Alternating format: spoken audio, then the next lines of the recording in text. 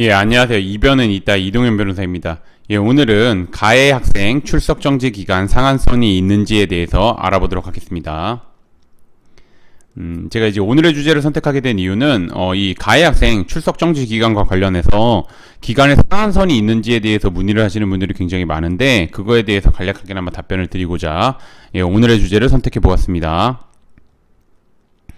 우선 들어가기 앞서 학교폭력의 개념을 우선 먼저 좀 알아보게 되면, 학교폭력은 학교 내외에서 학생을 대상으로 발생한 상해, 폭행, 감금, 협박, 약취, 유인, 명예훼손, 모욕, 공갈, 강요, 강제적 심부름 및 성폭력, 따돌림, 사이버 따돌림, 정보통신망을 이용한 음란 폭력 정보 등에 의하여 피해 학생에게 신체, 정신, 재산상 피해를 수반하는 행위를 의미합니다.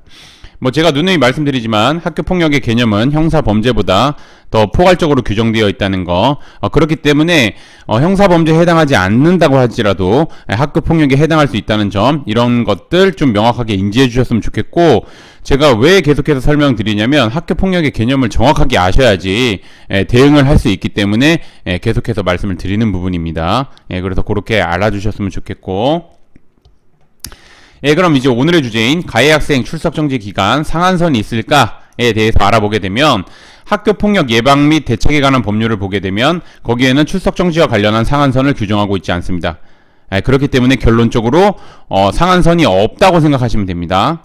다만 이제 하나하나 알아볼 겁니다. 하지만 이렇게 하나하나 알아볼 거고,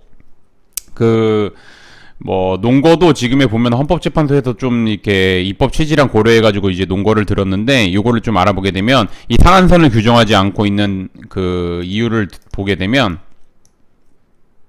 학교폭력 사안이 심각하여 가해 학생에게 전학, 퇴학, 처분 등 조치를 취하는 경우 그 절차가 마무리될 때까지 피해 학생과 격리함으로써 피해 학생을 보호할 필요가 있는데, 출석 정지 기간에 상한을 둔다면 가해 학생과 피해 학생이 함께 생활할 수 있는 경우가 있을 수 있어 피해 학생이 다시 학교폭력에 노출될 위험성이 있고, 이는 가해 학생에 대해서 출석 정지를 취할 수 있도록 한 취지에 부합하지 아니한다 라고 해가지고 출석 정지 기한에 상한을 두지 않는 학교폭력 예방법은 위헌이 아니다 이렇게 판단을 하였습니다. 그래서 이제 헌법재판소에서는 입법 취지랑 이런 거를 고려해가지고 이렇게 논거를 들면서 이 출석 정지 기간에 상한선이 없는 거에 대해서 이제 말 그대로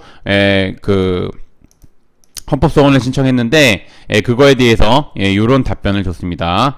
그리고 그러나 그렇다고 해서 무작정 많이 주는 건 아니고, 실무적으로 장기간 출석 정지로 인하여 강제 유급이 발생하지 않도록 신중하게 판단하고 있습니다. 즉, 학교폭력 대책심의위원회는 출석 정지 기간을 줄 때 되게 신중하게 판단합니다. 저도 이제 가서 위원님들이랑 이제 회의를 하면서 할 때 이 기한 상한선 같은 경우는 실무적인 거를 다 고려해가지고 주는 거기 때문에 이제 무작정 기한을 한도 끝도 없이 주지는 않습니다. 그래서 그렇게 알고 있으시면 되고,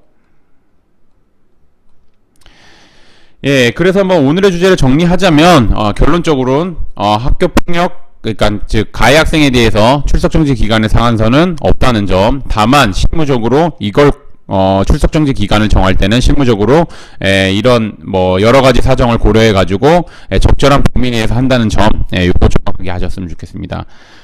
그래서 오늘의 주제는 여기까지 마치겠고, 그 다음에 이제 학교폭력 관련해가지고 이제 변호사의 도움을 필요하면 제가 항상 말씀드렸듯이 변호사님 학교폭력 관련해가지고는 딱 두 가지 보셔야 됩니다. 대한변협에서 학교폭력 전문 변호사로 인정하고 있는지, 두 번째로는 현재 학교폭력 대책심의위원회 심의위원으로 활동하고 있는지, 이 두 가지를 꼭 보셔야 됩니다. 그랬으면 좋겠고, 오늘의 주제는 여기까지 마치겠고, 저는 이변은 있다 이동현 변호사였습니다. 감사합니다.